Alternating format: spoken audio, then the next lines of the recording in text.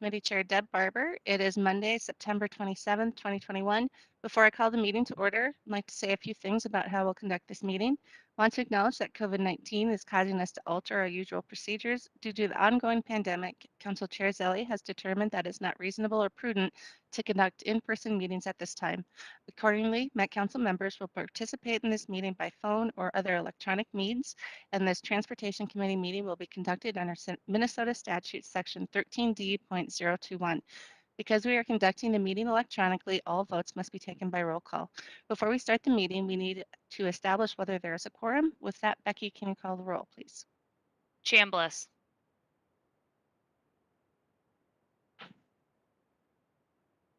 Chambliss. Here. Cummings. Ferguson. Fredson. Gonzalez. Here. Sterner. Zirin. I'm here. Barber. Here. And with that, we do have a quorum present. So I'll call to order the meeting of the Metropolitan Council Transportation Committee meeting for September 27th, 2021. If there, do any council members have any changes to the agenda? All right, seeing none, we can move on to approval of the minutes, and it's approval of the minutes for the September 13th, 2021 meeting. Did anyone have changes or additions? If not, I'd entertain a motion to approve the minutes. So moved. Moved by Gonzalez. Is there a second?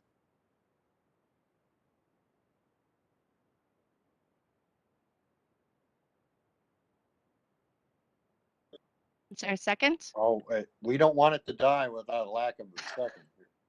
Yes, Here in please. Thank second. you. Thank you, Zarin. Councilmember Zarin. All right, is there any other discussion? All right, seeing and hearing none. Becky, could you call the roll, please? Chambliss. Aye. Cummings. Ferguson. Fredson. Gonzalez. Aye. Sterner. Aye. Zirin. Aye. Barber. Aye. With that, the minutes are approved. Next, we're on to our tab report. We have Mr. Dugan here today. Welcome, Peter.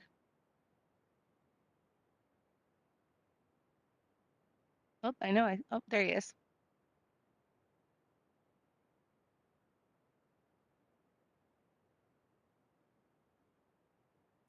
Peter, do you have the tab report? Ah, there you are. I think you're on mute.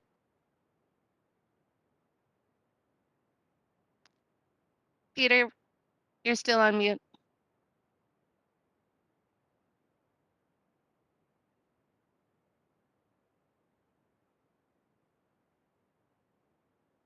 All right, we can circle back to Peter while he figures out his audio. We can jump into Metro Transit General Manager report, and then we'll circle back to Peter. Oh, and Wes isn't on yet. Sorry, I am here. Sorry. I apologize. A little slow on the draw there. All right, I'm gonna have a brief report, just cover a couple of items. As I usually do, I'll start off with the COVID update that since the start of the pandemic, we've now had 515 cases total among Metro Transit employees. This includes 9 cases since our September 13th meeting, and we are not experiencing any operational disruptions due specifically to COVID. Metro Transit's COVID Incident Command Team continues to work towards implementing the Council's vaccine requirement that goes into effect on October 11th.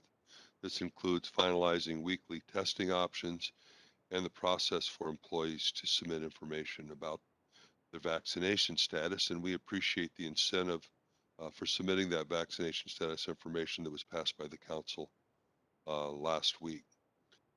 The other item I wanted to report on was the operator update. I want to start providing you with regular updates on our operator hiring efforts and operator shortage. This is a significant issue that has grown over recent months and has created operational disruptions. We are currently down 69 full-time and part-time weekday operators from the ideal number. We do have 18 operators in training. Our attrition rate is about 12 to 14 operators per month, or about 3 per week. The operator shortage is exacerbated because our operators are signing up for less overtime than what we have experienced in the past. Our next hiring events are October 9th and October 12th. We're working with ATU to increase hiring referral bonuses, but we are missing pullouts each day, with Friday worse than all other days. I also want to mention light rail service has been impacted by staff availability on weekends, which results in service gaps and longer durations between trains, wider headways. We've gone typically on short days. We've gone from 10-minute headways to 15-minute headways, or 12-minute headways, depending on the shortage. But we're fully staffed on light rail, but again, we're having difficulty covering light rail operator absences with overtime. We're in discussion now about how to best align our services with our operator capacity.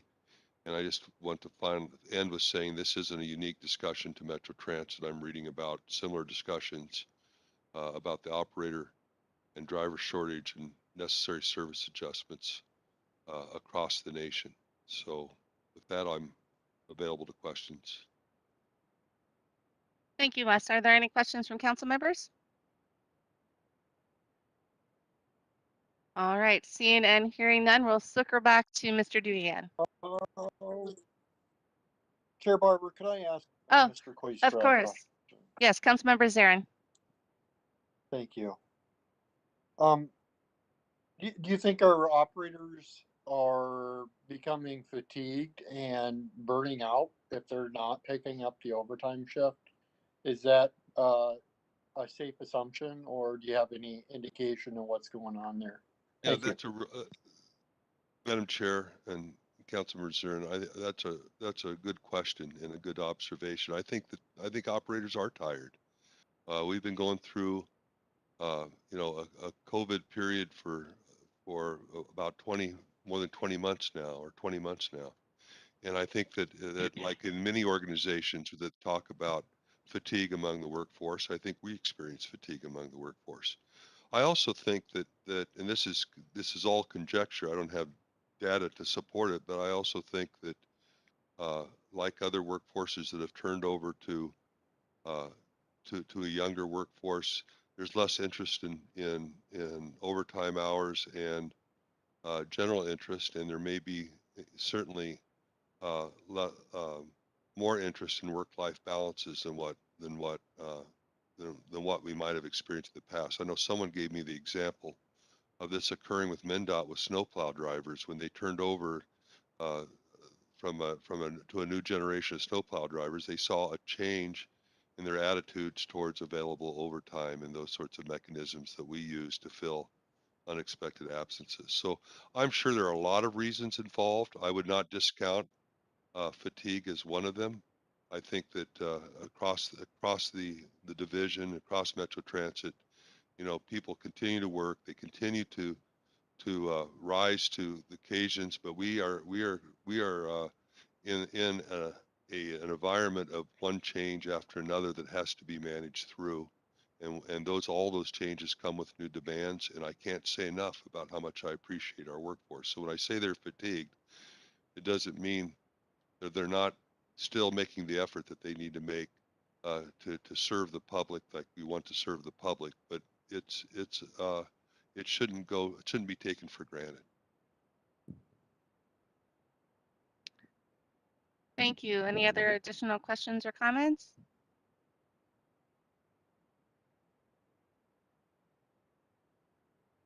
All right, turning back to Mr. Dugan on the tab report.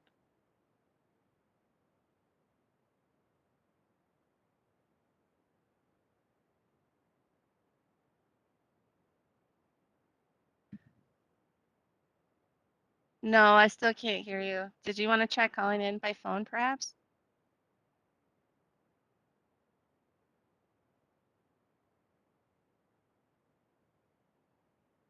We can, oh, let me see if he's getting this. Apologize for the technical snafus as we start off today. I've had challenges with WebEx today myself, so.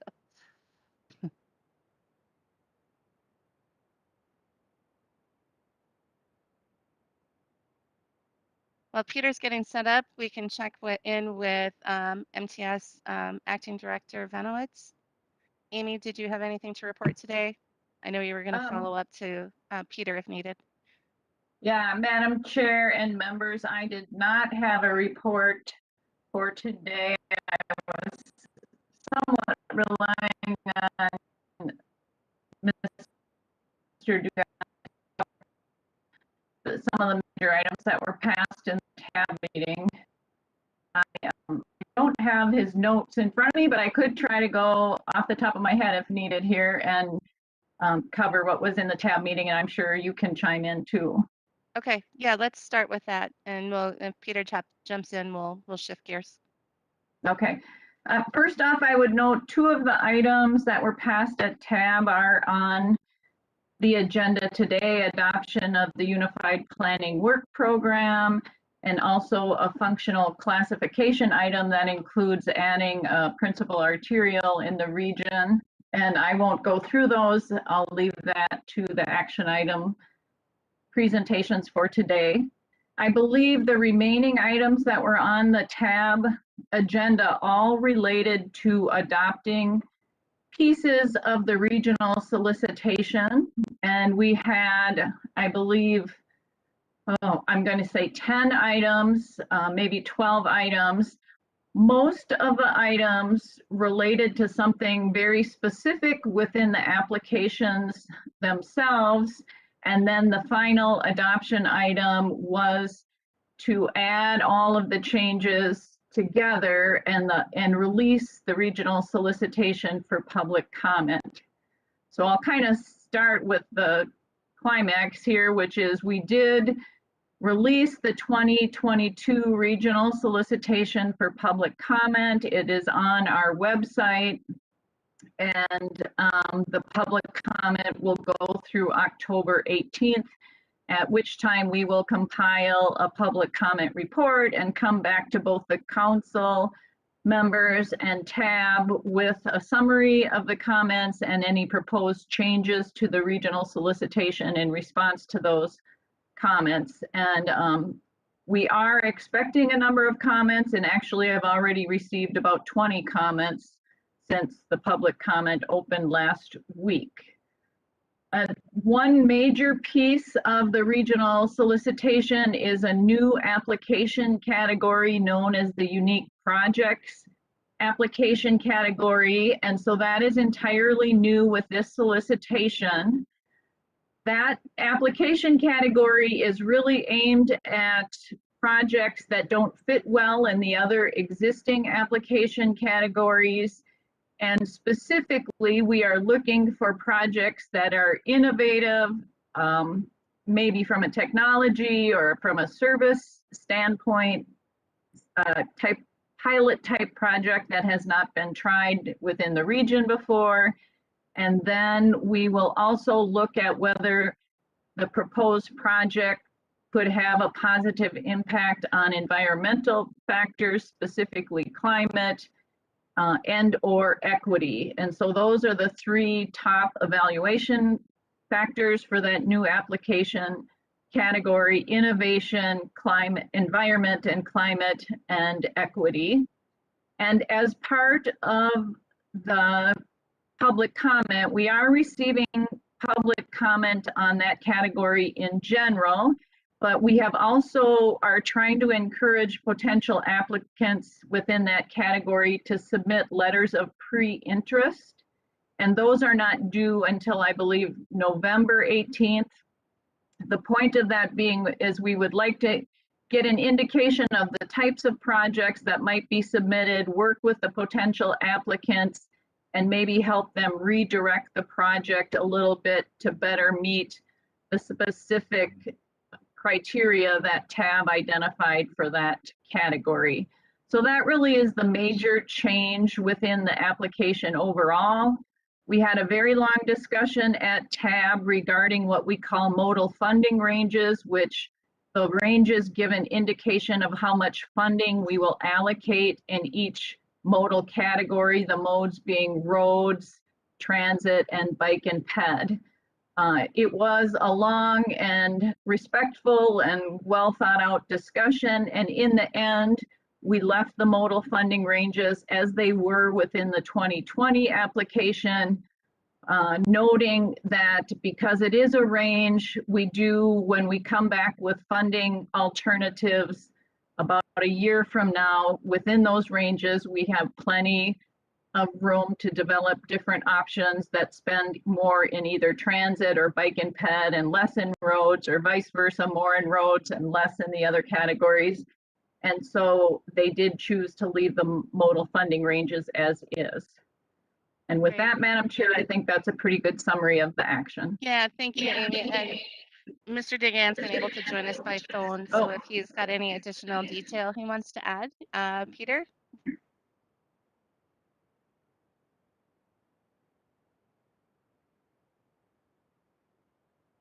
Peter?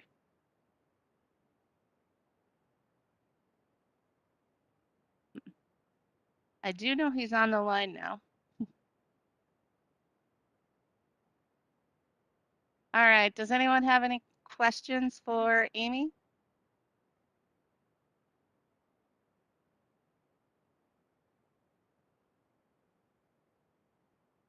All right, I'm gonna check one more time. Peter, can we hear you? Oh, I think he's dropped off again. So what we'll do is he does usually have some sort of a written report. We'll make sure it gets added to the minutes. So if anyone has any questions, I think Amy did a nice job covering what we went over at TAB. We did have a very good discussion about the funding ranges and how we're doing that, which I thought was very good for the group and again, I think it was, as she said, it was very good, respectful discussion and how we look at our priorities as we're moving forward. So, all right, if there's no questions from council members, then I'm going to move on to our business items.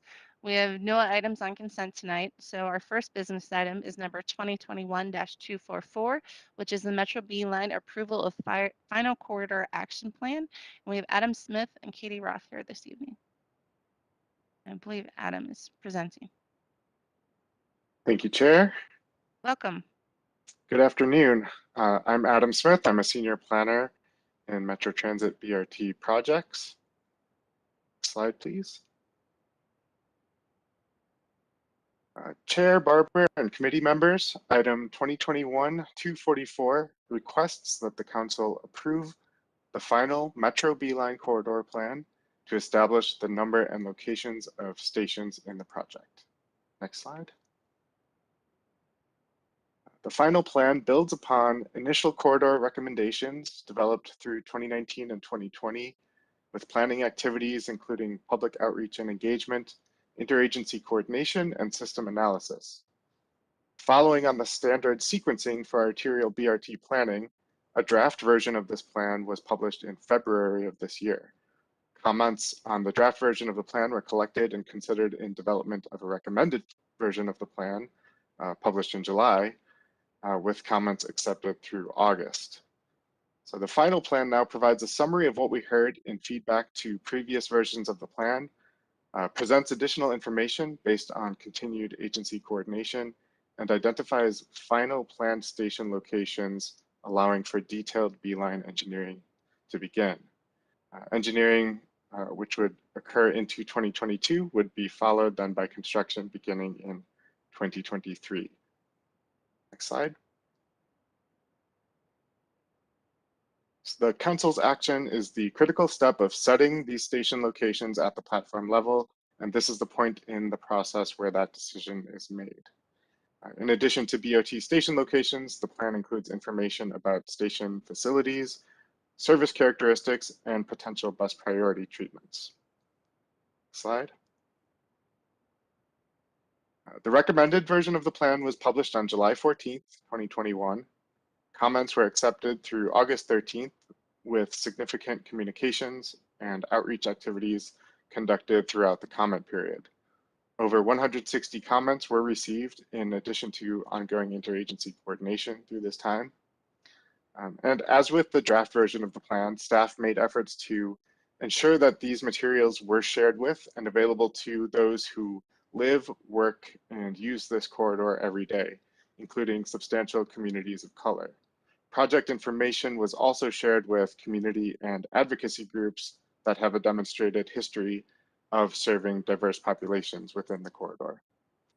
During this phase, particular attention was also given to communicating with station neighbors, or those who own property or are tenants, businesses, and residents directly adjacent to planned B-line station.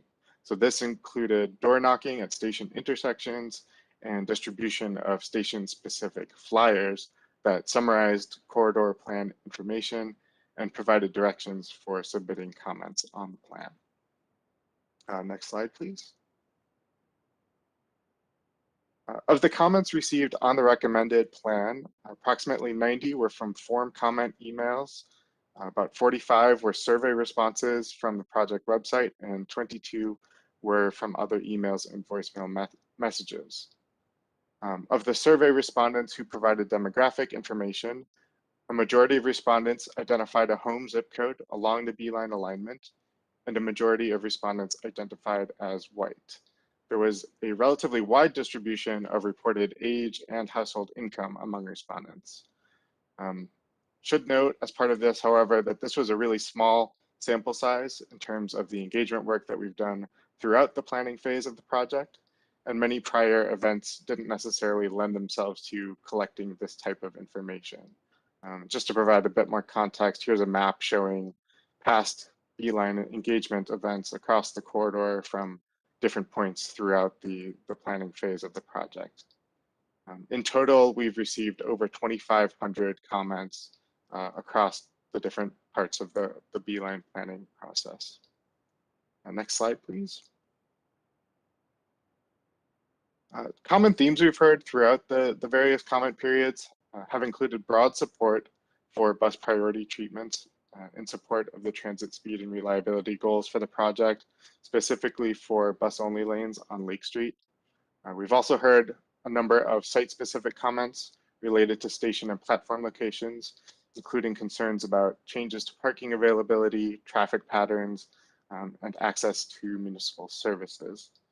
These are issues that are typically raised when implementing transit improvements in an urban area, and many of these issues are items that will be addressed as part of the detailed design process for the project. Station spacing is another theme that has been raised throughout development of the corridor plan. Next slide, please. So feedback from the public and from ongoing interagency coordination has shaped revisions from the recommended corridor plan. The final plan does not include any changes to proposed station or platform locations, but it does provide responses to site-specific comments regarding platform placement, including a number of those issues that will be addressed in upcoming design and engineering phase of the project. The final plan also includes additional material related to bus-only lanes on Lake Street, including context for evaluation of bus-only lanes within the B-line planning process, more information about agency decision-making processes and roles, some background about development of bus priority treatment scenarios, and some information about the trade-offs associated with different bus lane concepts. The final plan also notes that the ongoing evaluation of Lake Street in partnership with Hennepin County and the City of Minneapolis could potentially warrant a future amendment to station locations at 3 intersections. However, at this point, we need to move forward with a final plan in order to advance engineering along the full B-line corridor. Next slide, please. So in terms of the ongoing exploration of bus-only lanes, we have found that bus-only lanes are a tool needed to achieve B-line speed and reliability goals. While approval of this plan does not make decisions about bus-only lanes, it will set stations in the best locations to accommodate them. As I mentioned, we're partnering with the county and city to explore implementing bus-only lanes wherever possible on Lake Street, recognizing that this objective is complicated by relatively narrow curb-to-curb distances in many places along the corridor, as well as other agency goals, including identified safety improvement needs associated with Lake Street's status as a high injury street.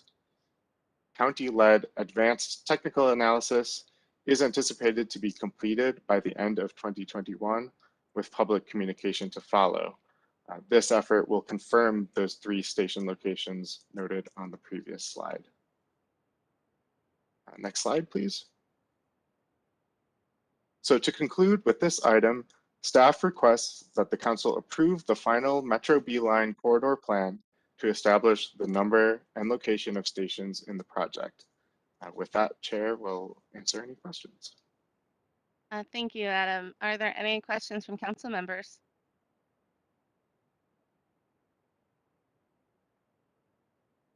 All right, I'm not seeing anyone. I just have a comment to make. So I, love our ABRT program in general, but when we talk about having a fully connected system, this line really is kind of the epitome of that.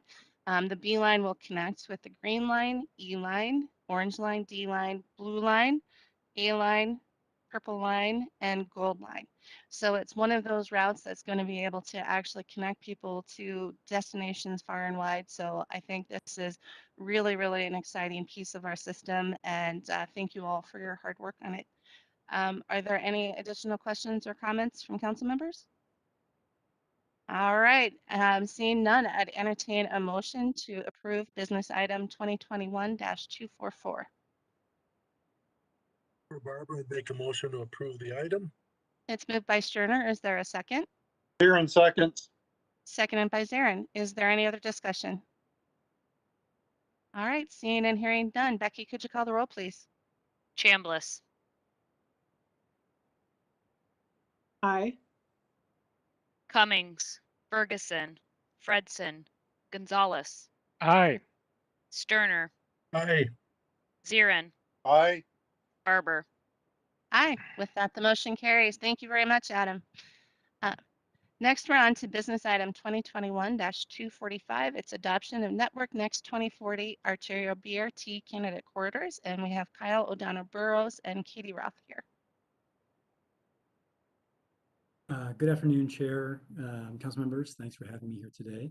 You're welcome. As noted, my name is Kyle O'Donnell Burrows. I'm here to present business item 2021-245 to adopt the remaining 2040 BRT corridors identified in the Network Next process. And you'll recall that earlier this year, the council named the next 3 arterial BRT lines, the F, G, and H lines. That came out of the Network Next planning process. This action would adopt the remaining 7 corridors identified in Network Next as the region's 2040 expansion priorities for arterial BRT. Next slide, please. And so before getting into it, I wanted to provide a quick recap of the overall arterial BRT corridor development process as part of Network Next. We used a 4-step process to identify the arterial BRT corridors. Our first step was to identify a broad group of 19 potential corridors for consideration for arterial BRT. And these potential corridors were identified from the existing high-frequency bus network, other high ridership local routes that were not part of the high-frequency bus network today, consideration for network balance, both from a sort of a regional geographic perspective, as well as a role in the network perspective. So considering corridors that performed a crosstown function, suburb-to-suburb connections function, as well as the more traditional core trunk lines. We also included corridors that were previously studied for arterial BRT, which does include the corridors, all of the corridors identified in the increased revenue scenario of the transportation policy plan. From that broader group of 19 potential corridors, we narrowed those candidates down to a group of about the 10 most promising corridors, using a set of screening criteria that were based around the Network Next BRT principles. And these criteria related to consideration of existing ridership, planned and existing land uses, people of color and people experiencing poverty, existing levels of service in the corridor as well. For these 10 advanced corridors, we kind of developed and refined the BRT concept in each of these corridors, identifying concept station locations and potential connecting service concepts, and really use that information to develop a more detailed evaluation of each of these corridors and sort them into 3 tiers based on their priority for implementation. So kind of a near term, midterm, and longer term priorities. Then finally, within those near term priorities, we identified a number of prioritization factors to identify the F, G, and H line from that top tier. And those lines, of course, are to be implemented in alphabetical order. Next slide, please. And this map here then shows the results of that process with the colors corresponding to the priority for implementation. So the corridors shown in green are the near-term priority corridors named by the council, as I noted earlier this year, as the F, G, and H line, and planned to be implemented prior to 2030. And then the corridors shown in yellow and red are identified in the Network Next process as the mid and longer-term priority corridors. And these corridors, excuse me, are the subject of today's proposed action. Next slide, please. And so just kind of summarizing the previous action one more time. In March of this year, the council named the FG and H lines as those next corridors for implementation. That action set us up, positioned us to receive the $25 million regional solicitation award from TAB in April of this year for the F line. And has allowed us to begin planning and project coordination with our local partners on all 3 of those lines. And at the time of this action, additional coordination was needed to determine the recommended approach for integrating the remaining midterm and longer term priority corridors into the transportation policy plan. Excuse me. Next slide, please. And this map here shows those recommended 7 additional corridors. And since the time of that action, staff have developed a recommendation to identify these corridors as the region's 2040 priorities for expansion. And these would be identified for inclusion in the transportation policy plan via the upcoming transportation policy plan amendment process.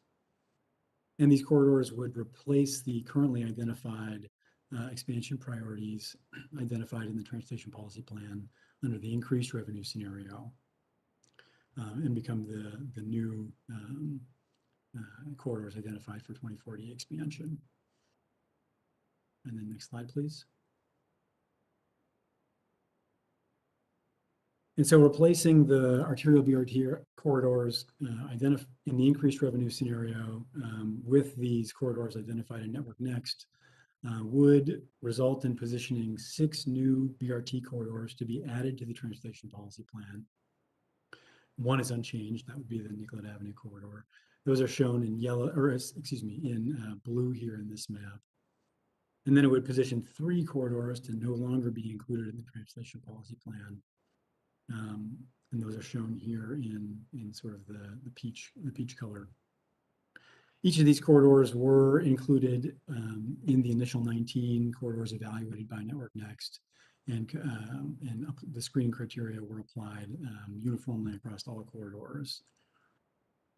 Going through each one specifically, the East 7th White Bear Avenue corridor.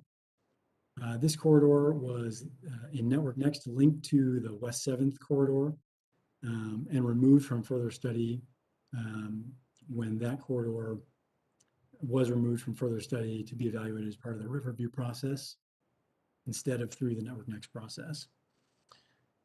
Portions of the East 7th White Bear Avenue corridor are advancing through planned lines.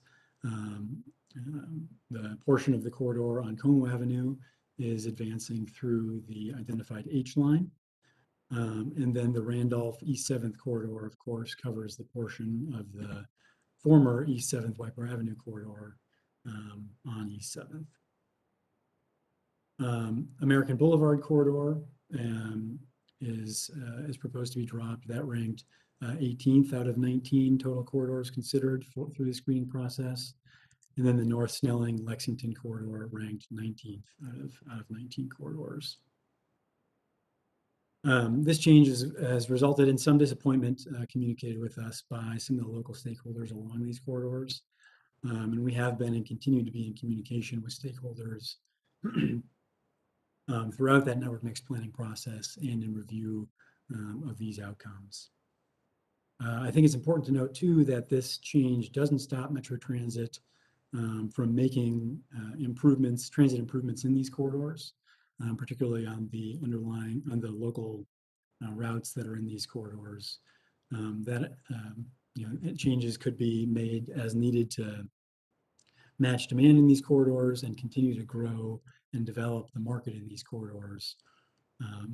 For example, Route 542 on American Boulevard is, as you're all well aware, planned for streamlined route alignment and improved service as part of the Orange Line connecting bus improvements. Evaluation of local improvements on these corridors and other corridors and how that service performs will inform updates to BRT planning in 2025. And at that point, these corridors could be potentially reconsidered. Next slide, please. And I think it is important to keep in mind as well that arterial BRT is only one part of the greater whole when we're talking about our 2040 vision for transit improvements in our region. And so when paired with the rest of the planned metro network of LRT and BRT lines, that fully realized network would provide really significant improvements in the availability of fast, frequent, and high quality transit access to the region. We're looking at a network that covers about 5% of the region's total land area, but about 28% of its residents, including 77% of Minneapolis and St. Paul residents, 46% of the region's Black, Indigenous, and people of color, and 65% of our residents who identify as Black, and 58% of our residents who identify as Indigenous. And then also noting here, this network would cover about 30% of our region's households, but significantly higher percentage of renter households and of zero-car households. Next slide, please. And then expanding on this idea, that 2040 network would provide really a significant increase in access to opportunity for those who need it most. So looking at providing really high quality transit investment for 47% of the population, people with low incomes in our region, 60% of renter households, and 60% of zero-car households, and then 44% of all jobs in our region. And next slide, please. So with that, I will leave you with a proposed action that Metro Transit staff requests that the Metropolitan Council adopt Network Next recommendations for 2040 arterial BRT expansion corridors. And with that, I'll be happy to stand for any questions or comments. Thank you, Kyle. Are there questions or comments from council members? All right, I've got a couple of quick things just so members of the committee are aware. The next step that this will go through is there will be an amendment for the transportation policy plan, which will go out for public comment. It'll come before our committee and then go out for public comment likely in November and then back to the council in February of 2022. So you'll see some more of this down the road as we go. My other comment is I want to really thank not just the ABRT team, Katie and her crew, but also, the broader efforts at Metro Transit with the work with Network Next. And we know some of that work is still continuing for the rest of our bus system, but this has been no small feat. It's taken a lot of work from a lot of different people, and they've really done a nice job, I think, of looking at what our region really needs to have a fully connected system. And so just really thank you to all the staff who contributed to this process, because I think this really is representative of our values and our as a council and our goals of having a connected region. So very, very much appreciate all of the hard work. So if there are no other questions or comments, then I would entertain a motion to approve business item 2021-245. Councilmember Chambliss makes a motion to approve that item. Moved by Chambliss. Is there a second? Second by Gonzalez. Seconded by Gonzalez. Any other discussion? All right, seeing and hearing none. Becky, could you call the roll, please? Chambliss, Aye. Cummings, Ferguson, Fredson, Gonzalez, Aye. Sterner, Aye. Zirin, Aye. Barber. Aye. With that, the motion carries. Thank you very much, Kyle and Katie. Appreciate it. Next, we're on to business item number 2021-254. It's the 2022 Unified Planning Work Program, and David Burns is here to present. All right, thank you very much, Madam Chair, and a pleasure to be with you today. My name is David Burns. I'm a planning analyst with MTS Planning, so I'm just going to briefly provide a little information on the 2022 Unified Planning Work Program, or UPWP. So this document is prepared annually, and it really serves as a contract between the MPO, the council serving as the MPO, and FHWA to receive federal transportation planning funds. So it describes our transportation planning activities that we have planned for 2022. And it includes both kind of ongoing processes, for example, work that we do for the regional solicitation, the TAC and the TAB process, as well as specific products that will be produced in 2022. And I'm going to emphasize this as much as I can. It is really one of the primary ways we can respond to and address comments we've received by the public and our stakeholders, in particular comments we received a few months ago on the Transportation Improvement Program, or TIP. So we definitely structure our work to address comments from stakeholders and the public. So the studies provide information for TAB and TAC and the council to make decisions. And these are kind of identified so we can use federal funds to address transportation issues facing the region. Just generally, it includes a budget that we submit to FHWA. This serves as an application to FHWA, and all of those are detailed in painstaking detail in the document. I just want to touch a little bit about the themes from the public comments, and note that we have studies addressing all of these themes in not only our 2022 UPWP, but that are already underway in 2021 and included in the current adopted 2021 UPWP. So some of these themes that we've heard from the public and stakeholders include concerns about climate change and our attempts to sort of help mitigate climate change, travel demand management, and greater desire to look into those strategies, vehicle electrification. Safety, of course, is an ongoing and very relevant concern. Equity within the region in regards to transportation, and as I said, all of these studies, all of these public comments are specifically addressed in the UPWP. So it really does serve as kind of the primary mechanisms that we have to address concerns expressed by the public and our stakeholders, as well as the council members themselves.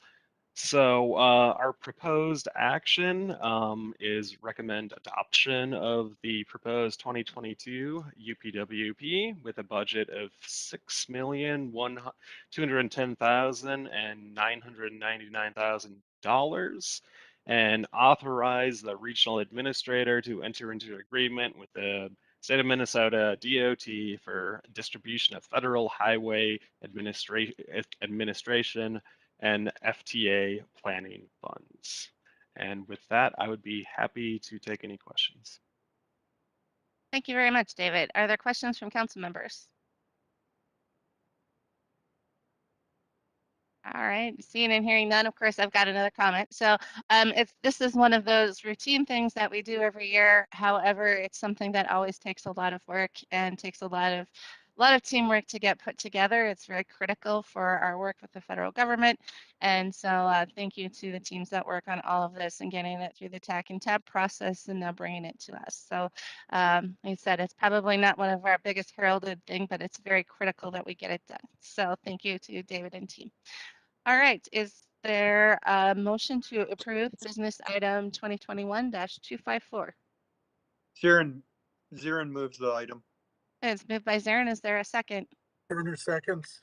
Seconded by Sterner. Is there any other discussion? All right, seeing and hearing none. Becky, could you call the roll, please?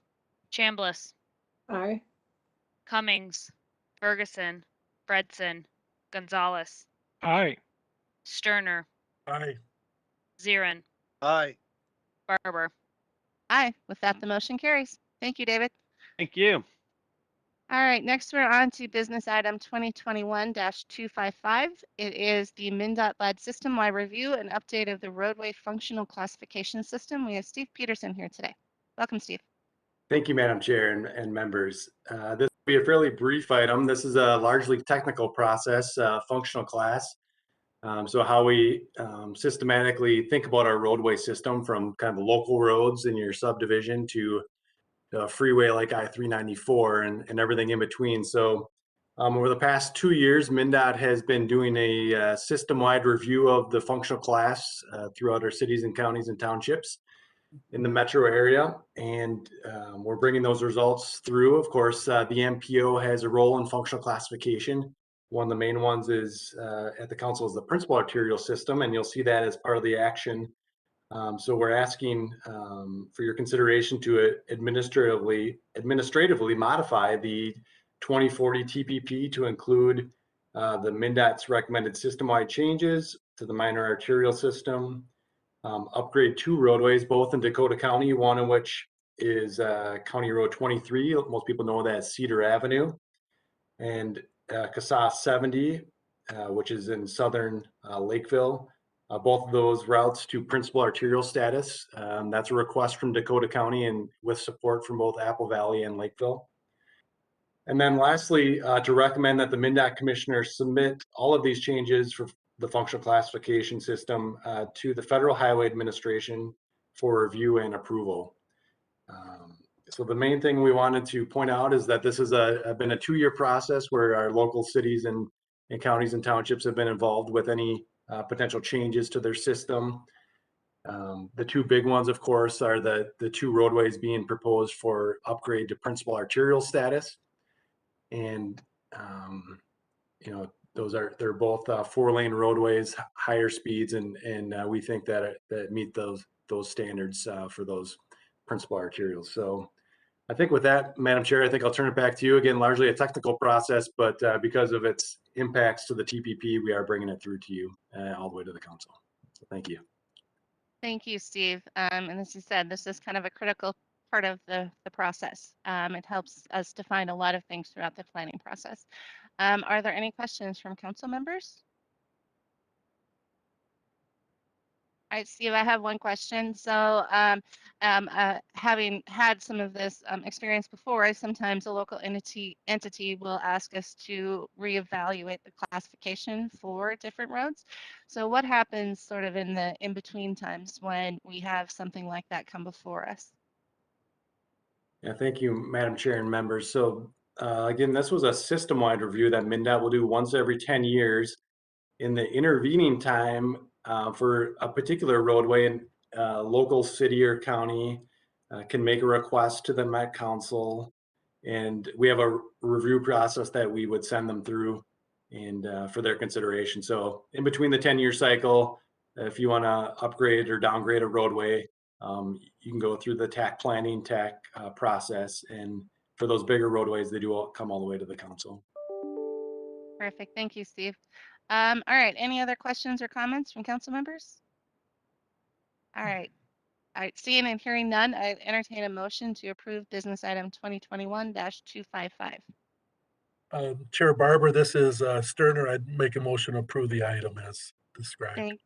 Thank you. Moved by Sterner. Is there a second? Second by Gonzalez. Seconded by Gonzalez. Is there any other discussion? All right. Seeing and hearing none. Becky, could you call the roll, please? Chambliss, Aye. Cummings, Ferguson, Fredson, Gonzalez, Aye. Sterner, Aye. Zirin, Aye. Barber. Aye. With that, the motion carries. Very good. Thank you, Steve. Thank you. And we're on to our last business item. It's business item 2021-256. It is the 2022 operating grant applications to the funding transitway counties. And we have Ed Petrie here and supported by General Manager Koistra. So I believe I'm turning it over to Ed. Yeah, good afternoon, Chair. Can you hear me? Yes, I can. Great, beautiful. I'm here to present business item number 2021-256. It's for the 2022 operating grant applications to the funding transitway counties. This is a business item that I bring forward every year so we can get funding for the respective lines.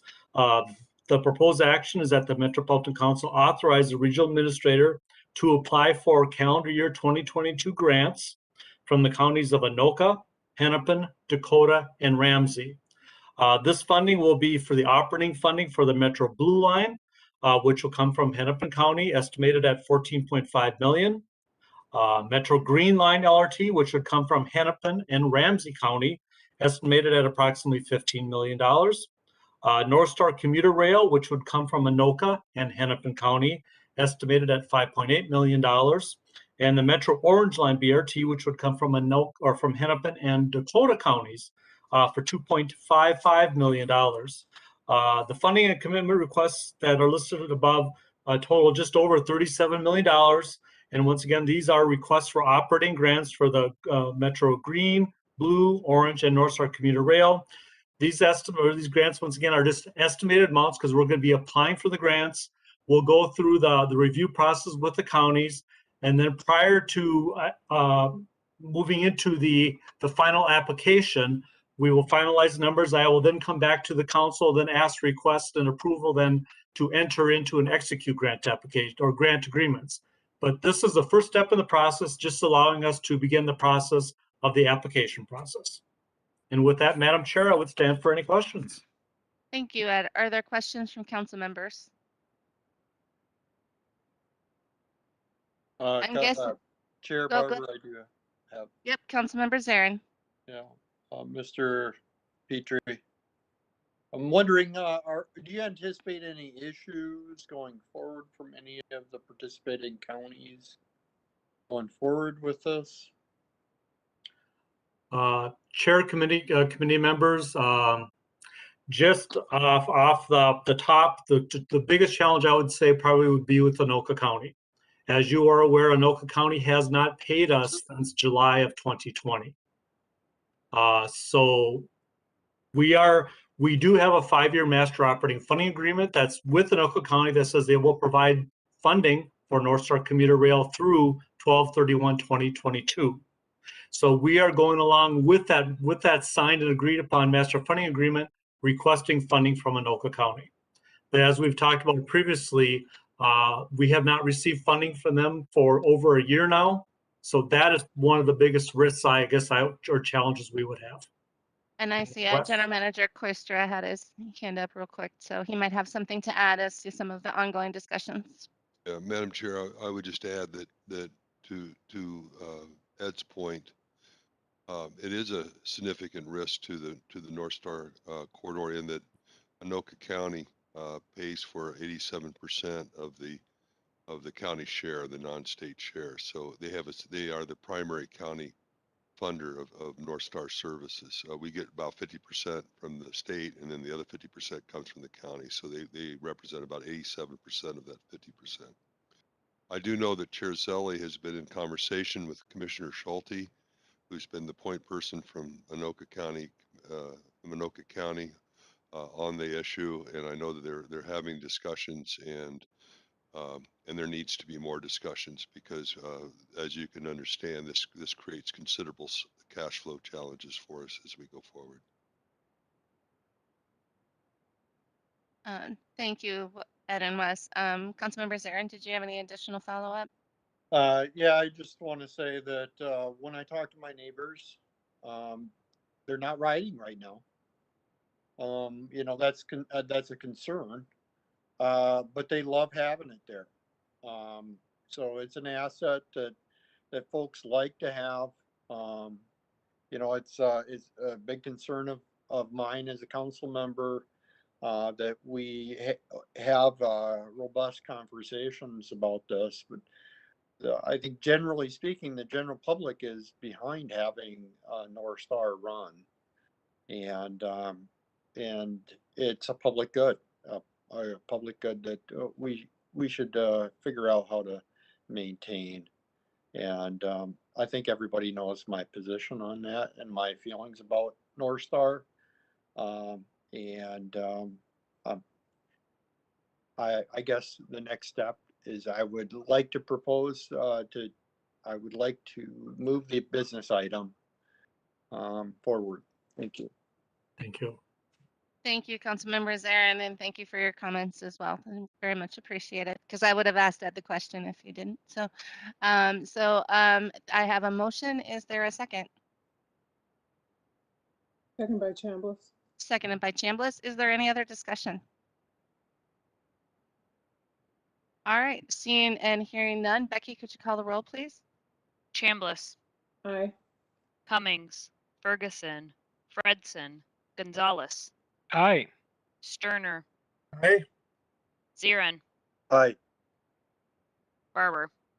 Aye. With that, the motion carries. Thank you Thank very you. much, Ed. All right, so that concludes our business for the evening.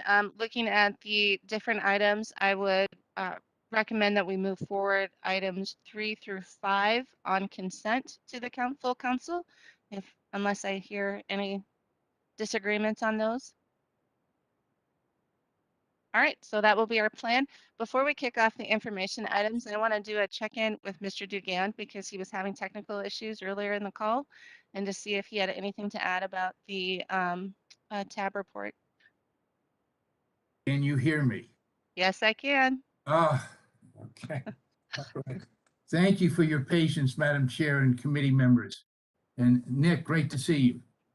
Thank you.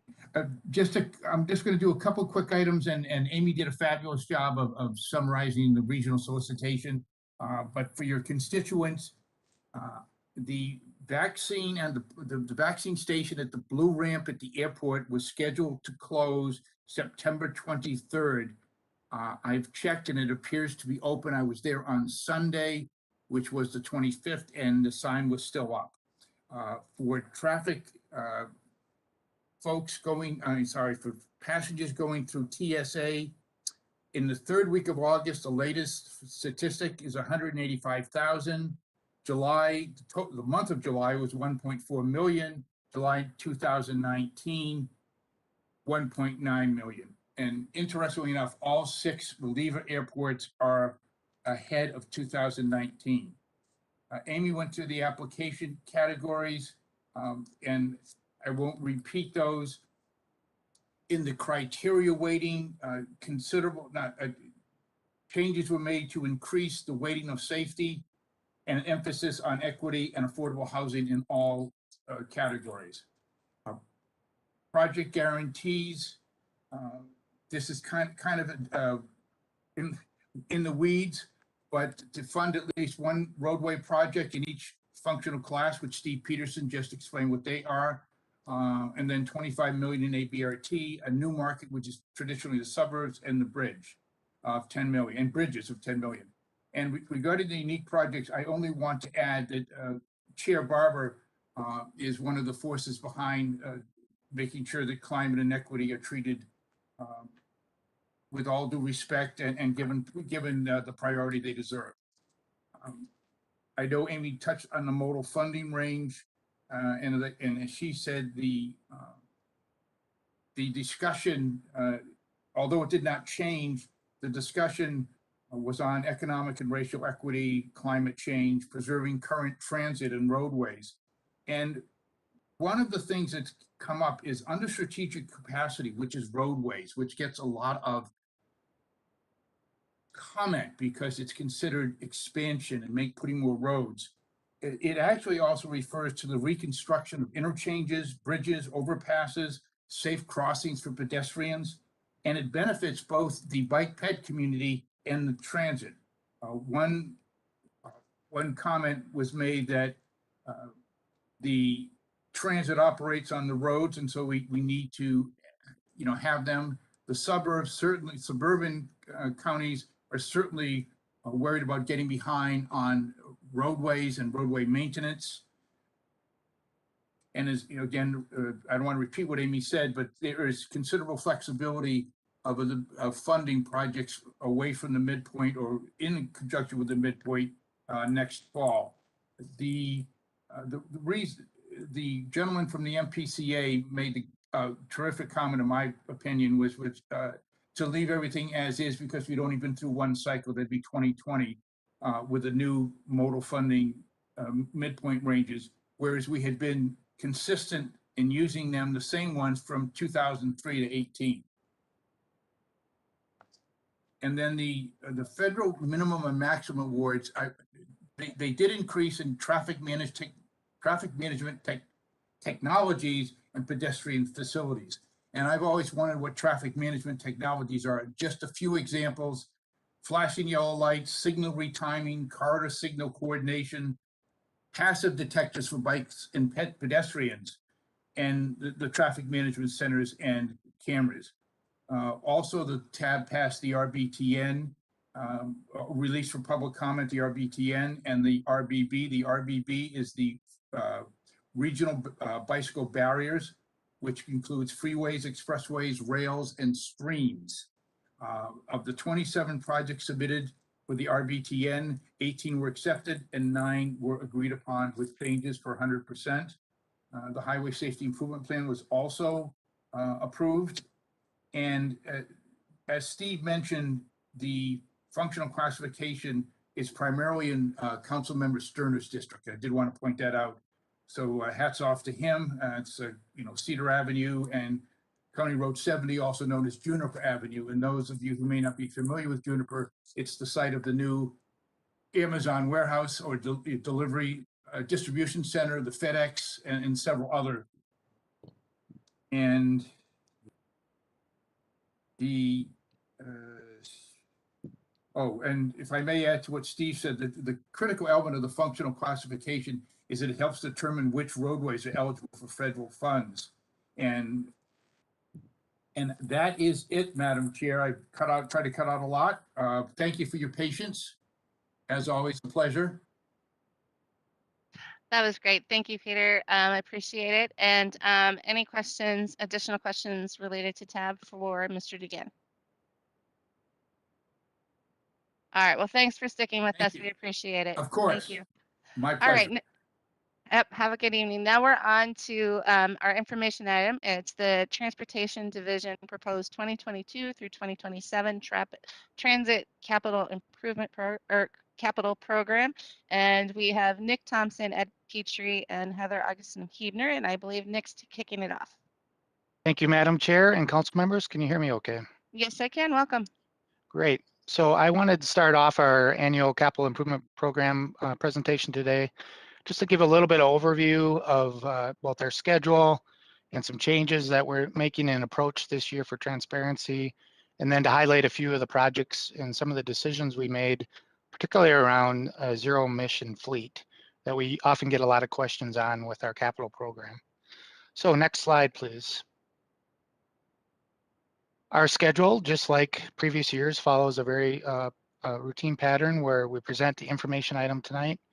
We'll be before the council with all the divisions in October 13th. This part of our budget that goes through a public comment draft and public comment period, and then the public comment report is accepted and council votes on capital and annual operating budget in December. Next slide, please. So this year we are bringing forward our traditional funding priorities that we show that of what we are going to invest in over the next 6 years. But we're also going to show for transparency some of the other priorities which we divided in the budget document into Table 3 and Table 3A. Table 3 is what we have sufficient funding for, the list of projects that our investments are, and Table 3A would be a list of projects that if we had additional funding, these would be our priorities and our needs within our system. So we wanted to bring forward and begin again, which we have done in the past. It's been several years since we included this in the public document. We wanted to show Table 3A because there are key items within that table that we often get public questions on, and we wanted to be transparent about where those needs are and what the scale of those needs are. So in Table 3A this year, we'll be showing what our capital maintenance needs are on some of our transit ways, particular areas that are unfunded in the out years of the CIP. Our full zero emission bus investment plan, if we were to convert our entire fleet replacement, a 40-foot fleet in the out years to zero emission buses, and what that cost would be. Our ABRT transit ways, as we know, for example, TAB will be funding another, we anticipate another ABRT at 25 million next year. And we have, as you saw tonight, a plan for expansion of that ABRT network. Those take years of planning and development and construction and to build, and we want to show those full needs within this time frame in case additional funding comes forward. And as always, there is a big need to just maintain our system. There's asset preservation needs that we just don't get to in our funded program always, and we want to bring those forward in case there's additional funding like we have had in the past year where we're able to get additional funding for capital projects. And we want to show people what priorities that would be funded if we move forward with additional funding. Next slide, please. If you go back to our presentation in early August about our operating budget, we talked about it moving forward with a stronger and better system as we come out of the COVID. Our CIP aligns with that same presentation that we made there in terms of key areas of investment. We are building out, we continue to build our future network. Between now and the end of this CIP, anticipate a significant expansion of our transit network. This CIP includes investments in our Green Line and Blue Line LRT extensions, full funding of the Gold Line, which we anticipate starting construction next year, and the beginning funding of the Purple Line BRT. Since last year when you saw the CIP, we've fully funded the B and E Arterial BRT lines, and they will be built within this time frame of the CIP, and beginning significant funding and hopefully construction of F, G, and H lines in this time frame. So as we build, if you envision this CIP 6 years from now, it'll be a much more network of the future, connecting many more people to our premium services on the network.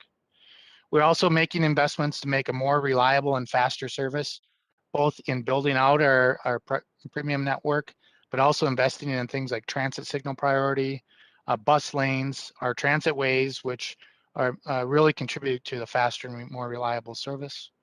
We always want to focus on improving our customer service. We have some capital improvement efforts there that would improve the customer service and use of our transit system. We're beginning the needed replacement of our fare collection system, a system that's now almost 20 years old. That technology needs to be upgraded and replaced.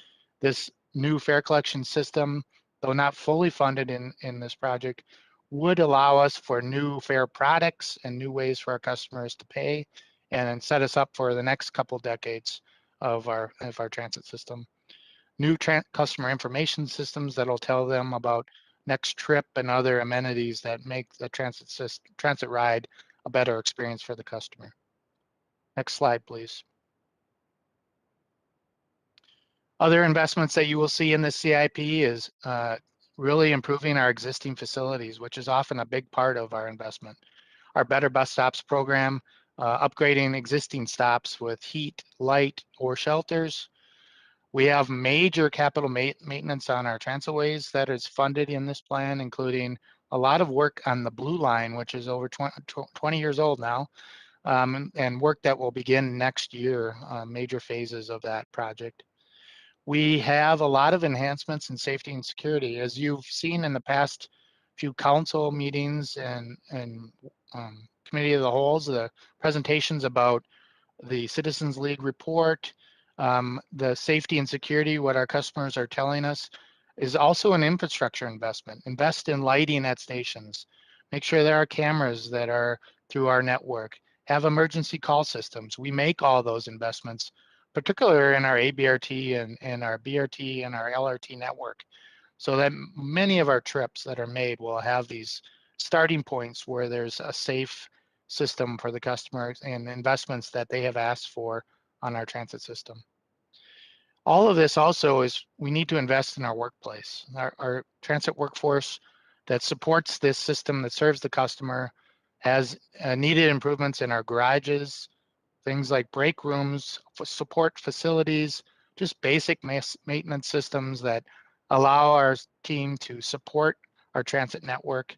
The systems that are needed for that, we want to continue to invest that so they have a really good and safe workplace and an efficient workplace to do their work to make sure our transit system is reliable. And lastly, our sustainable investments. Our transit system is a core part of our region's sustainable investment.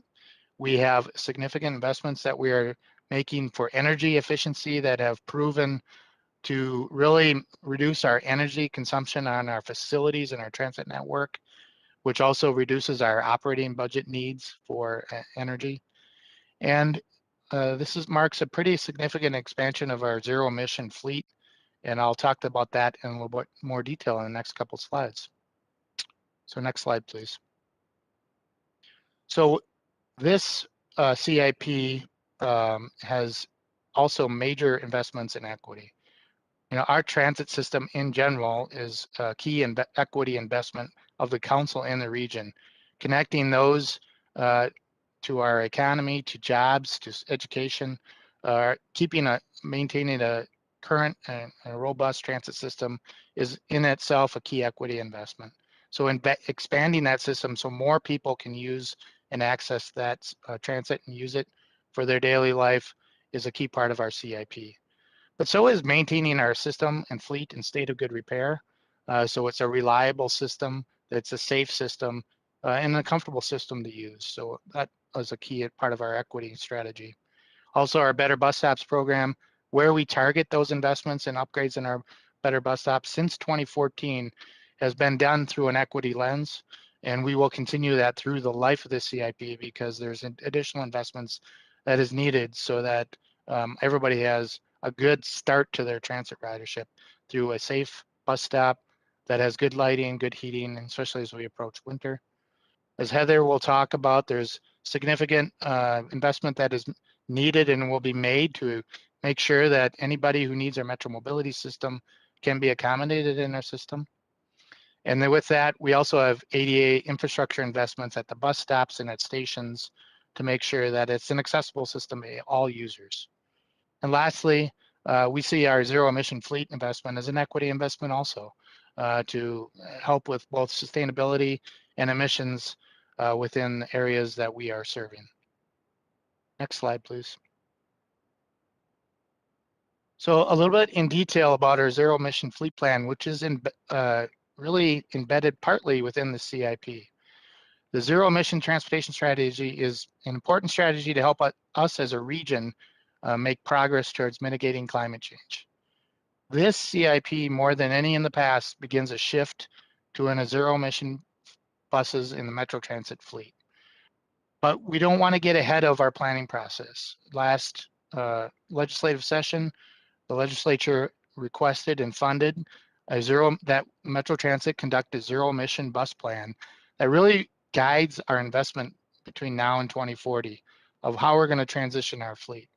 That zero emission bus plan will be done in February. So we're not at a point now where we adopt the CIP that we know exactly what our zero emission strategy and plan will be. But timing is not perfect. So we definitely know we're going to be making a move towards a zero emission fleet. And so this CIP starts that, but still leaves the flexibility of the planning process to really set that future vision. It's a vision too that needs to meet other goals, including reliability and range requirements of our fleet. As you know from our experience with the C line, we've had a lot of reliability issues with some of the electric buses that we've bought. So we must be able to have a fleet that can provide the service that we say that we're going to provide to our customers. Just today, on the good news standpoint, our C line chargers have passed factory acceptance and were delivered to be reinstalled at our garage, and they arrived this afternoon on our headquarters campus. And so we are positive that we're going to on the road to getting this fleet back in service, but it does point to the challenges of that where the technology is, and our plan needs to ramp up and we have to be confident in the technology as we move forward. And both our experience on the C line and our zero emission bus planning effort should guide us on that transition and how fast we transition. Our CIP 2 demonstrates that electric buses and chargers currently are a higher cost than what they are replacing. And so we're estimating in the CIP that each electric bus with a charger would be $800,000 more than a comparable diesel bus. So, and also the CIP funding that we are targeting, which I'll talk about on the next slide, really does represent an investment decision that is made through this process. The funding, extra funding for electric buses or zero emission buses in this plan are funding that could be made available for other CIP or capital strategies in our region. So we want to be very transparent about that funding decision with you, so as you make decisions on the budget. And this is a 6-year CIP that we update every year. And so if you think about what I'll talk about on the next slide with our electric buses, know that between this year and when you see a CIP next year for adoption, we will have completed our zero emission bus plan. We'll have a much better picture about where federal funding may be for electrification of fleet or other technology to get us towards zero emission plans. And we can make updates to this plan next year that to better reflect our funding and priorities for our region. Next slide, please. So what is in their CIP for zero emission fleet? As I mentioned earlier, there's the funded Table 3 and the funded Table 3A, and I'll talk about what we have for both of those within this. We have for next year the purchase of 8 buses, electric buses. This is made available by a federal grant we received last year. And so that is being reflected in the CIP for next year. Those 8 buses represent 24% of the planned 40-foot bus replacements next year. The big news here is that in 2025, we are showing funding to fund 100% of the 40-foot buses that we're planning currently to buy in that 2025 timeframe. So that marks a major investment increase over what we've had in past years for zero emission fleet. Also within the CIP timeframe, the gold line and purple line we anticipate to be funded, built, and those buses to be ordered and arrive here in the region. With our local partners, our local county partners, they've committed to using project funding for a partial electrification of the gold line fleet. So 5 of the 17 buses on the gold line, and the purple line, which has 17 buses. Currently, the project budget is aligning to fully fund all of those buses on the purple line as electric at this time.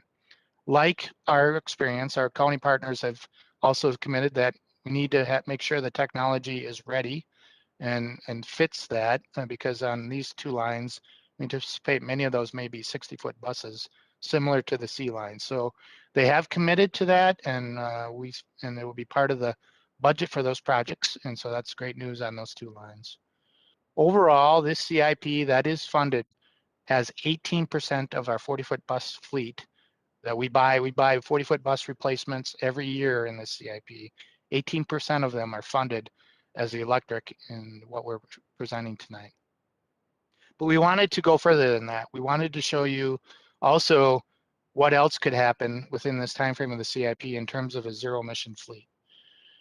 Earlier this week, we submitted a letter to the PUC in support of a XL Energy partnership that would fund $20 million of electrification of buses in this time frame. That would be enough for 30 buses that are planned to be diesel being upgraded to electric in the 2022 through 2024 timeframe. That's 14% of the planned replacements. And I also wanted to show in 2026 and 2027, the last 2 years of this CIP, what it would take to fully fund all of the 40-foot replacements that are scheduled. And we identify that at about $119 million. We do know, in the out years, the technology is going to evolve, and it is evolving rapidly. So we're not necessarily saying that those buses will be electric in those years, but we are targeting what the funding would be for zero emission, whatever the technology would be. So if we have this funding commitment, which there are opportunities through federal funding, what's being talked about with the federal infrastructure bill, that if both that and Xcel Energy partnership came to be, we could have up to 59% of our 40-foot bus replacements that are planned to occur in this CIP timeframe being zero emission. What's important about the years 25, 26, and 27, as we're developing a zero emission bus plan, those are buses that will be still on the street in 2040. 2040 is the time horizon of a zero emission bus plan. So planning in those years and thinking about what to fund is also thinking about the long term. What is our fleet in 2040? That will be an important part of that zero emission bus plan. And what should our fleet goal be in 2040? This CIP sets up the potential for a goal to be that our entire fleet is zero emission by that year. But this is in the out years, and it needs both more funding available, and we also, our experience shows we need the technology to evolve too, so that we can make sure we meet our customer commitments for reliability and that we have a range on our fleet that can make the routes that we have on our network. So that is kind of our strategies and overview of the projects that are within this CIP, and I will turn it over to Ed and Heather to get into some more detail. Okay, next slide. Okay, Chair, committee members, I will go into some of the overall overarching detail with the consolidated CIP plan. I'll go through some of the consolidated numbers. Then I will talk about some Metro Transit specifics, and then Heather will go through the FTS and Metro Mobility. So first of all, with the 22 through 2027 capital program, as Nick talked about, the capital program, it's a very extensive process for the Transportation Division. The planning, it requires a lot of planning. A lot of our projects require a longer range of view. Many projects requiring engineering and design, like a bus garage or transitways. But for example, like a bus procurement, has to go through a complete RFP process. And just to purchase a bus, it takes anywhere from about 12 to 18 months, depending upon the bus type, from the time when you begin the RFP process to when the bus is finally delivered. So it does take a very long period of time.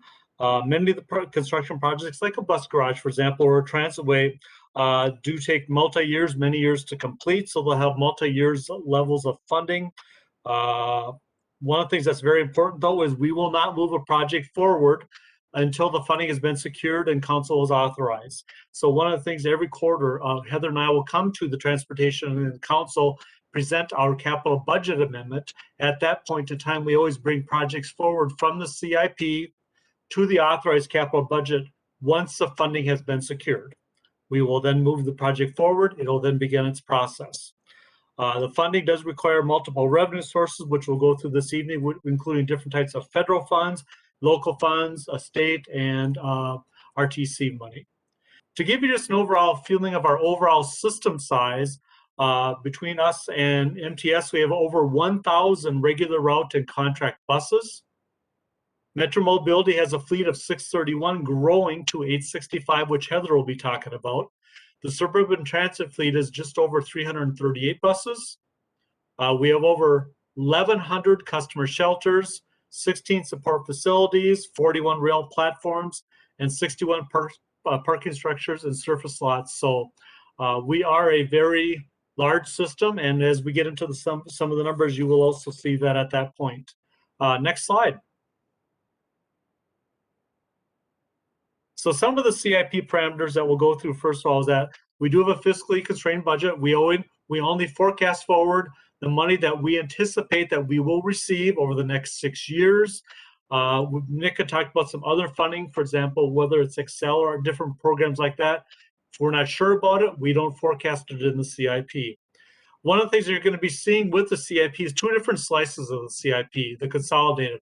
It's going to be with the LRT transitway or transitways, and then without. And one of the reasons we want to show it without is that way, so you can see without the transitways, you can see the largest portion of our budget is on preservation. One of the other things too, you'll see it says the transitway development with a blue line extension. You might be wondering, well, where's the green line extension? Well, currently the green line extension is at the $2.203 billion. That has already been authorized by the council, and it's in our authorized capital plan. So it is not in the 6-year CIP outlook. We will have spending for that program during the 6th year out of the authorized capital program, but there is no plan for additional money for that project within the 6-year CIP. So the biggest one would be the blue line extension. As you would assume, our focus is besides preservation within our system, we have a focus of safety and long-term capital maintenance, as Nick had talked about. The system does include the Metro Transit family, which is bus, light rail, commuter rail, Metropolitan Transportation Services, which includes the contractor routes and MTS and Metro Mobility and suburban providers. One of the things that we did last year and we're continuing to do is also is review our buses with COVID impacts and really watching our service levels and watching the need for buses as we move through COVID. Next slide. So some of the revenue sources that I talked about is that we include. First of all, the first thing I want to make a point about is that our revenue sources are consistent with our assumptions that we use with our multi-year financial plans. When we file the financial plans, for example, with the Gold Line or for the Southwest project, we worked with the federal government and laid out what our formulas and what our forecast should be for the dollars. These, our assumptions in our CIP are consistent with those federal plans. We assume regional transit capital, that's the authority that we get from the legislature, so we can issue transit bonds so we can match the federal dollars. That has an increasing at about 3.3% a year. The federal funds are increasing about 2.2% a year. That would include our 5307 formula dollars. State of good repair funds that we get for both bus and for rail, and then the 5339 bus and bus facilities. Our program 20 through 27 would also include any state bonds that have been appropriated and or anticipated, and then any new starts federal funding. Next slide. So the priorities within the capital program, first of all, is to maintain our current system, maintain everything into a state of good repair. We have both fleet plans for both bus and rail, and we replace our vehicles per the fleet plan management plans. We also file these plans with the FTA when we do our financial plans. So we are following those fleet management plans. We plan to maintain and repair our existing facilities, which would include public facilities like shelters, parking ramps, surface lots, support facilities like our garages, and overhaul facilities. We also have a focus and a watch for the transit improvements and significant transit development, which would include also ADA pads, better bus stops, and our other BRTs. The Metro Mobility demand, Heather will be talking about that in a few minutes. And then as Nick talked about, our CIP will include the continued build out of our transitways, both the planning and moving forward to some transitways that are already funded. As Nick has talked about, we do include our authorized capital plan includes a Southwest plan, which will complete its construction during this period of time. We have Botno, the BRT plan, it's some expansion vehicles. Nick touched on the bus electrification program and plan. We will complete the new Minneapolis bus garage, which is next to Haywood, during this period of time. We'll also have some support and customer facility investments and some investments in technology, including our fare collection systems. Next slide. Map 21. One of the things that we have with Map 21 is our asset management plan. We originally filed our asset management plan with the FTA in 2018. This is a plan that does require annual review and updates, of which we have been complying with that and updating that with the FTA on an annualized basis. It includes also condition assessments of our assets, whether it's vehicles or facilities, and there's a 5-point scale when we do the condition assessment. And then we do that reporting then to the FTA. Next slide. So now we finally move into some of the capital dollars. The overall capital program, if you include all the transitways, it is just over $2.8 billion. So as you can see, it's heavily weighted by the transitways, which would include, the Metro Blue line. It would also include, for example, like the Gold line, and then also the other BRT build-outs that we will be doing. Fleet would be the next big piece, which would be just over $852 million, or 30% of our program, which would include fleet for the whole Metropolitan Council family. We have our facilities, and then our other programs, which would include the technology, fare collection equipment, fare collection system upgrades. The one point I want to make down with the bullet, that I want to make with the bullet point down below is our planned CIP is the $2.853 billion. But we currently have in our authorized capital plan $1.09 billion, which is mainly predominated by the Metro Southwest, or Metro Green Line extension, which is Southwest, and some bus procurements and the Gold line. They are the largest portion of that 1.09. Those funds then will spend out during the 2022 period. So total spending during this period will be just over $3.8 billion. Next slide. So let's just talk about it. Just talk about where the money is coming from. The biggest piece would be 43% of our funds come from the federal government, which is $1.2 billion. The next piece would come from either the locals or the counties, mainly matching on all of our LRT lines or our BRT lines. We have the regional transit capital, which is the bonding that the council receives, so we can then match the federal funds, $322 million or 11%. We do have some CMAQ money that we're recognizing, and then some state money, which is mainly on the LRT lines. Next slide. So now this is another slice that we'll just look at, just looking at it between uses by category, uses by objective. So on the uses by objective, on the right-hand side, you'll see the biggest piece, once again, would be transitways at $1.7 billion, preservation at just over $1 billion, then we have some expansion, and then our transitway preservation, which is about $9.4 million. Those are costs that are being spent on our current lines, for example, on the current Metro Blue or the Metro Green line. If you go on the uses on the other side, you can see the biggest piece would be the transitways at the $1.7 billion, and then replacement of fleet at 30% or $852 million. Then with the rest of the dollars scattered between technology, support facilities, customer facilities, and other capital equipment. Next slide. So number 17, or page 17, which is the program. Now, if you peel off the Metro Blue Line extension, this is where you kind of get a feel for our base system. Our base system is $1.578 billion. It includes about 59% of our funds would come from the federal government, which would be the 5307 funds, 5337 state of good repair, 5339 bus and bus facilities. We also have some CMAQ funds, which would be about 11%. About 10% of our money would come from the local or counties, and then about 20% would be the regional transit capital, which we use then to match the federal funds. The next slide. Okay, then we break it down now again by uses, by objective, and by category. If you look on the right-hand side, the objective, 65% of the money that we're spending on our base system is on the preservation, preserving our current systems that we have. We have about $69 million or 4% for some expansion. About $9.4 million is for some transitway preservation, and then $481 million, which would be for our existing transitways. On the uses by category, you can see it's mainly predominated by fleet, which would be replacing about 54% of our of the cost would be replacement of current fleet. Then you have the balance of the categories, whether it's support facilities, customer facilities, technology, et cetera. The next slide. Good afternoon, Chair, Council members, Heather August and Hebner. Are you able to hear me okay?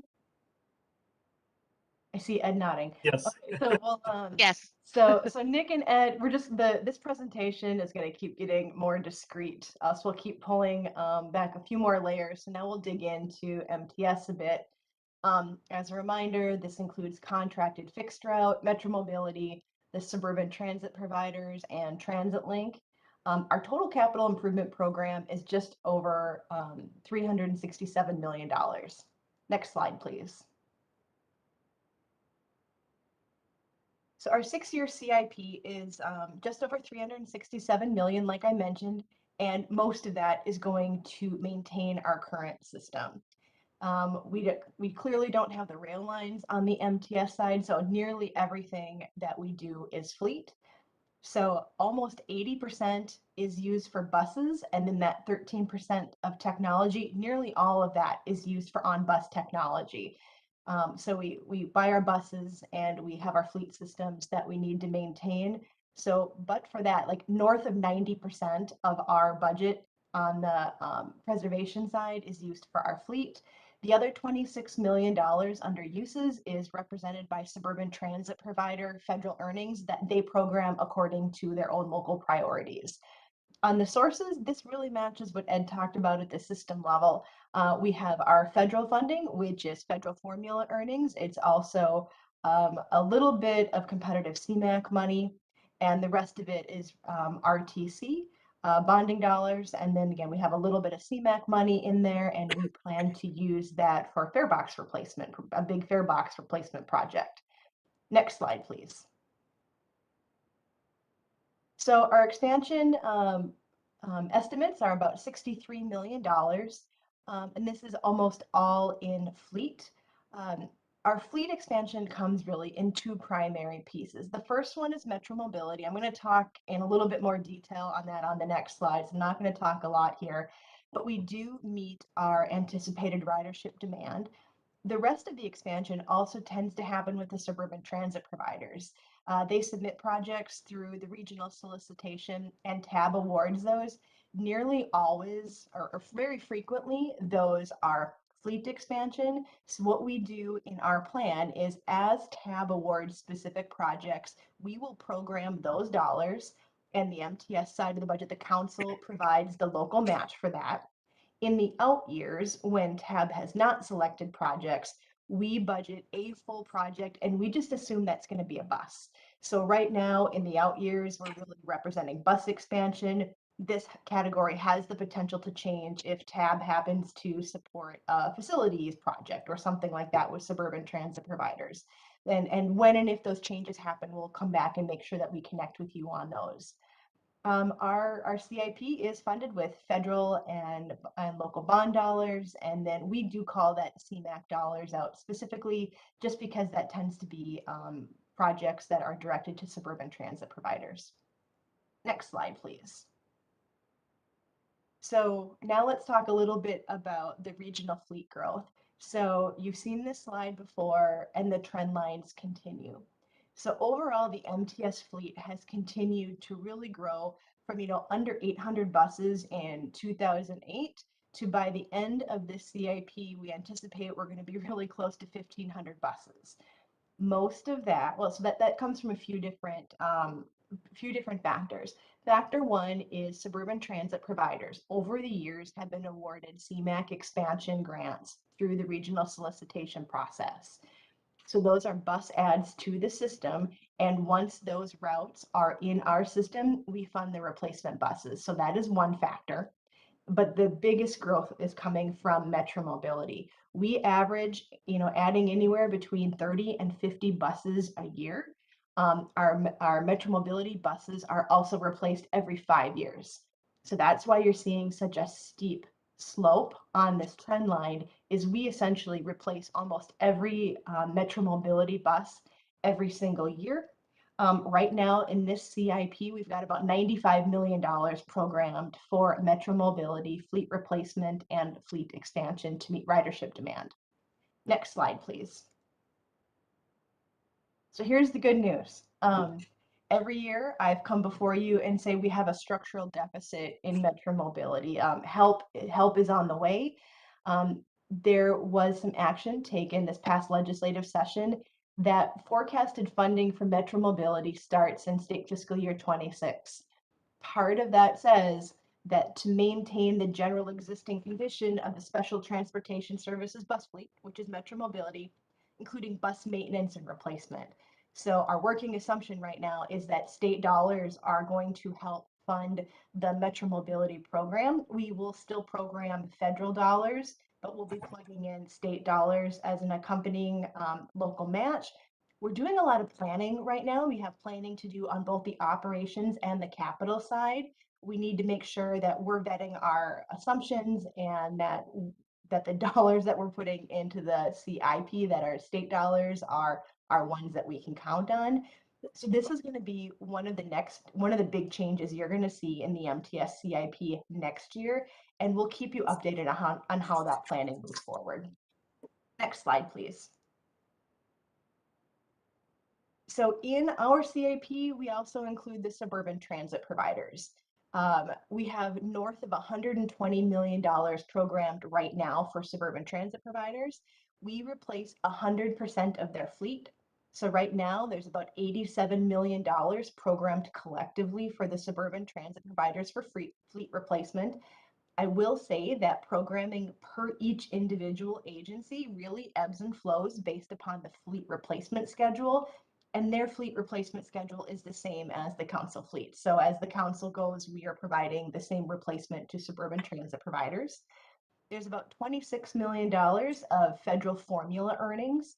So every year, all of the providers in the region enter in basic statistical data about their services and outcomes of formula. And what the council does is we essentially keep the federal dollars and then defederalize that for the suburban transit providers. And then they program those dollars based upon local priorities. They generally use those to maintain their facilities, and they do some other projects too. We pass those dollars through via grant agreements. We've also got $3 million for fare box replacements that's going to be going to the suburban transit providers. And we also match federal grants. So any of the grants that the suburban transit providers are awarded through TAB, the council is providing the local 20% match. There's also other federal competitive programs that the suburban transit providers apply for, and oftentimes we are providing the 20% match on those. A couple big projects just to be aware of is that we're providing a $700,000 match to MBTA for their Burnsville Bus Garage project. Southwest Transit has a couple projects coming up for a mobility hub and a traffic light signal priority project. If anyone wants specific details on that, I'm happy to send that out. But of our $367 million CIP, about $120 million of that's for suburban transit providers.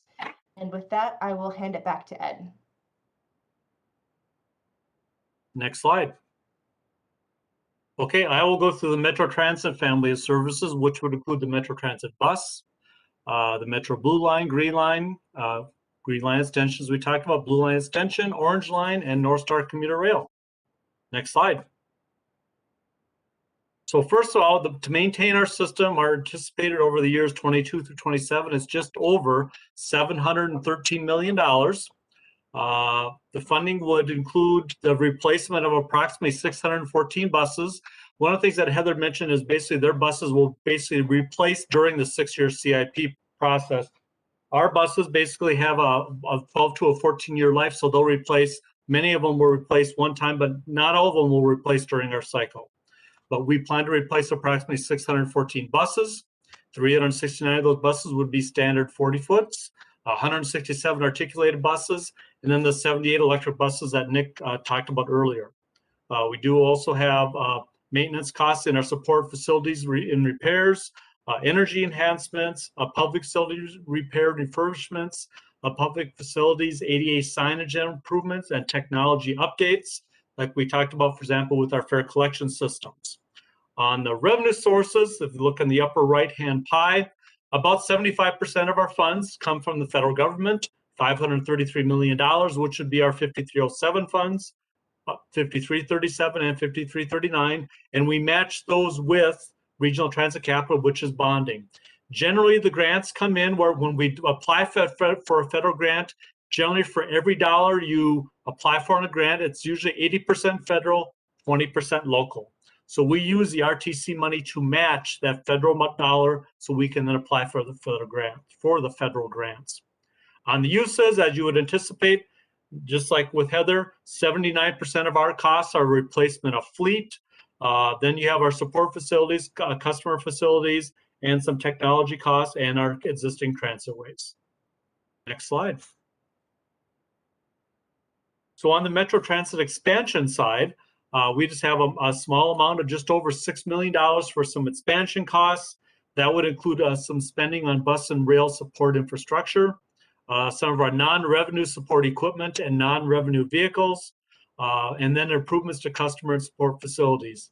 Consistent with the previous slide, on the revenue sources, 75% of the money will come from the federal government, and then we match it with 25% of it with RTC funds.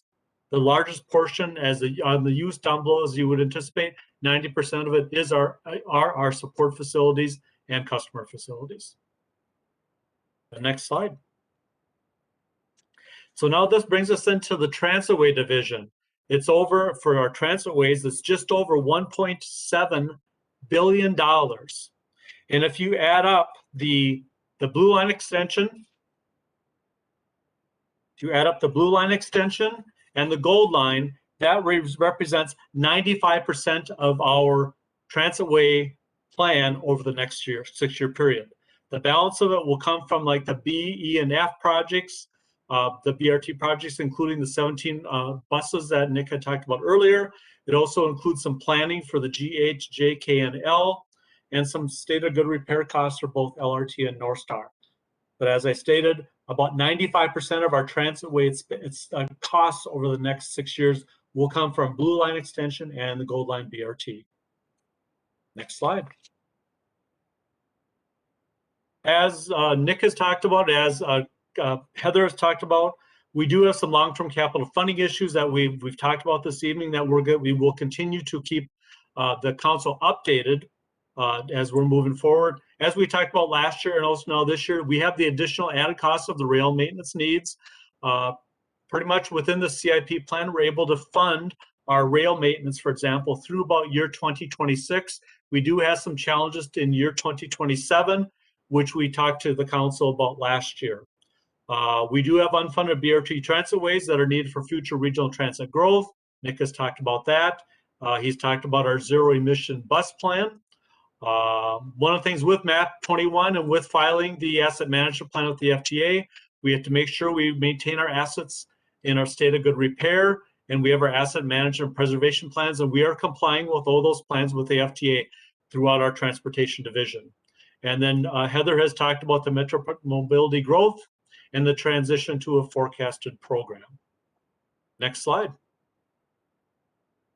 So with that brings us to the final slide then, which would be we will come to the council now on October 13th to do a full council presentation with all the other divisions. October 27th, the council will take action then on the public hearing draft, which would include both the CIP capital portions and operating portions. Then through December 8th, then it goes out for public comment. We will then come back to the council on December 8th, discuss any public comment that we'd received, also discuss potentially any changes that we may make in the budgets. One change that I can guarantee that we will probably have with our budgets is we will receive the November MVEST forecast. Once we receive the November MVEST forecast, before we adopt in December, we will always make those changes within the operating budget, and we will then inform the council about that before you adopt the budget, both operating and capital, on December 8th. And with that, Chair and committee members, Heather, Nick, and I would stand for any questions. Thank you to all three of you. Are there any questions or comments from council members? This is council member. Oh, go ahead, Councilmember Chambliss, and then we'll go to Sterner. Okay, great. Thanks. This is a very comprehensive presentation on the capital improvement program. It really gives a very thorough picture of all the work and planning that has to happen over the years. And it's very exciting to see some of our past projects kind of complete and the new projects that are in the pipeline. So thank you everyone for all of your support and this very exciting opportunity to improve our transportation. Thank you. All right, Councilmember Sterner. Okay, thank you very much, Chair. I'm very excited about the presentation here, and I think Nick alluded to Mr. Thompson, about some of the cost savings we have on the operating side. I know this is a capital discussion, but I'm also wondering if we look at adjusting the capital expenditures, because like with electric buses, once we get it together, they're supposed to last longer because there's no moving parts, no engine, tires are changed, and so the cost would supposed to be lower, as well as the operating cost of fuel and things like that.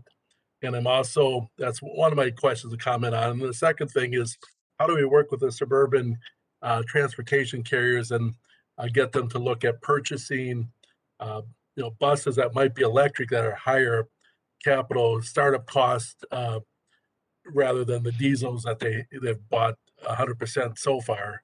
And I'll just get my third one. And the other one is, I know like with the transportation system being built out with the BRTs and the different areas and being consistent, some of the people that have disabilities, are looking to kind of like Main Street if they have reliable transportation. Will that maybe also make the metro mobility growth flatten out a little bit if they have other opportunities for viable and efficient and clean transportation to use? Madam Chair, I can take the first, the fleet questions related to electric. There's clearly an opportunity that our capital investment can have an impact on operating. We just don't know enough yet in terms of our life cycle of an electric bus or other type of emission bus to make a change yet in our planning process. I think as we get experience, with our C-line buses, as they start to go into operation, we'll start to learn more about what their capital needs are to maintain their fleet and how long they would go. And then through our zero emission bus plan, I think we can make some adjustments and talk about what those potential capital savings could be or operating savings, but we're just not there yet. But I think because we adopt our budgets every year, we can make adjustments as we learn more and start there. So we will definitely continue to see that impact and make adjustments. But I don't think we're at a point yet we can make any changes or any assumptions about how long this new fleet would last or what their savings would be. The suburban transit providers, maybe Heather can talk about this, but they have in the past sought zero emission bus fleet through federal grants and other things that would offset the increased cost. And those options are available to them. But I'd probably defer to Heather on that more detail and the metro mobility question. So, Chair, council members, basically with the suburban transit providers, the council does purchase their fleet. So it's not as if they're going out in general and like buying their own fleet. We have supported them as they have explored getting some federal funds. So we have, if we have bus A planned for them in our CIP and they're able to secure a federal grant, we've provided basically the incremental match on making that bus electric or supporting facilities.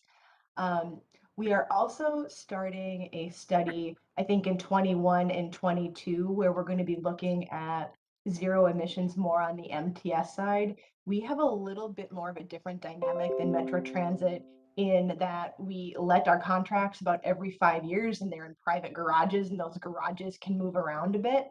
So we're going to be in a heavy planning year coming up to figure out exactly what that might look like on the MTS side. And could I ask you to please repeat the third question that you had on Metro Mobility, please? Yeah, the third one was just that I know, like I'm on the, the committee where we're looking at some other possibilities. So Metro Mobility, it's increasing quite a bit, and I'm just wondering with the BRTs being more an efficient and effective route and uniform, if some of our people that Metro Mobility is primarily designed for, if they would maybe use some of our regular transportation because it's reliable and consistent kind of thing. And if you see that maybe flattening out a little bit on the Metro Mobility costs. Chair, council member, I do know that there's ongoing discussions. I will tell you that it's not been material enough so far that we have planned that into our ridership projections and our ridership forecasts. Although I do know it's an active conversation between the MTS side of the house with Metro Mobility and Metro Transit. So I could certainly come back to you with some additional details if that would be helpful. Okay, thank you. Appreciate it. And just a quick comment on the operating impacts of the fleet electrification. There's a lot of unknowns with it. It's not just how long the buses will operate, it's the number of operators, it's the infrastructure, it's the power. There's a lot of other pieces that I think that I know that they build out the zero emission fleet plan and the report that goes with that's going to be some of the information they're going to look at. But it's not necessarily that it will cost less to operate. It will operate in a better manner for the environment, but we still have to really take a good look at it and understand what those operating impacts actually are, because it is more just than the lifetime of the bus itself. So, all right, are there any other questions or comments from council members?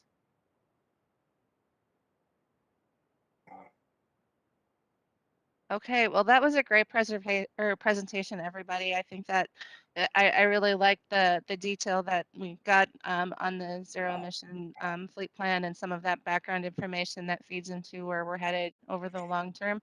I think it's really thought out well and can definitely see where I think that we're headed in the right direction. So, and thank you, of course, to Heather and Ed to providing context to all these numbers that get thrown in front of us. We always appreciate your clarity with all of it. So I'll give council members one last shot here and seeing none. All right. So thank you, Nick, Ed, and Heather. And Thank with you. that, thanks. Have a great night. With you, that, if everyone. there's nothing else, we can be adjourned for the evening. Thank you so much. Thanks for the presentation. Appreciate it. Yeah.